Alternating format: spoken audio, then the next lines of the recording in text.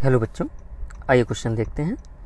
Question है हमारा, if the radius of Na plus ion is 95 picometer and that of Cl minus ion is 181 picometer then. तो यहाँ पे आपको sodium और क्लोराइड आयन की रेडियस दी हुई हैं और इसके अकॉर्डिंगली आपको बाकी चीज़ें प्रिडिक्ट करनी है। तो पहला ऑप्शन है आपका coordination number of sodium is 6।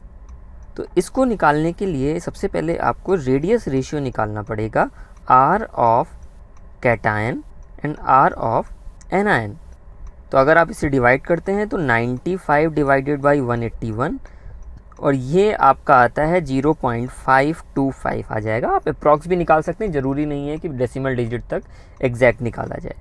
तो ये जो आपका रेडियस रेशियो आया है ये किस रेंज में लाई कर रहा है, 0.414 से लेकर 0.732, जो कि आपकी होती है ऑक्टाहेड्रल वॉइड वाली।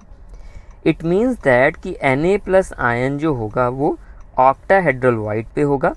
तो अगर ऑक्टाहेड्रल वॉइड पे है तो उससे हम कह सकते हैं कोऑर्डिनेशन नंबर ऑफ सोडियम 6 होने वाली है। Structure of NaCl is octahedral.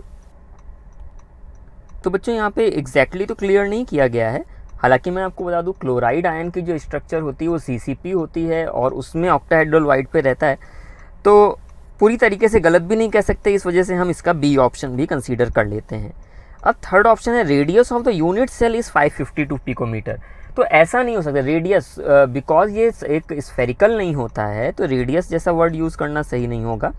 As length ज़रूर हम निकाल सकते हैं, और अगर हम एज लेंथ निकालते हैं तो मैं आपको पोजीशंस बताऊं कि अगर एक एज देखी जाए तो 2 क्लोराइड आयन आपके इन कॉर्नर्स पे होंगे और एक एज सेंटर पे होगा और ये सारे टच कर रहे होंगे एक दूसरे को। तो जो एज लेंथ होगी वो आपकी 2 times of R positive plus 2 times of R negative के बराबर होगी, यानी 2 times of R positive is 95 and R negative is 181। तो इसे आप अगर सॉल्व करें तो ये आता है 552 पिकोमीटर।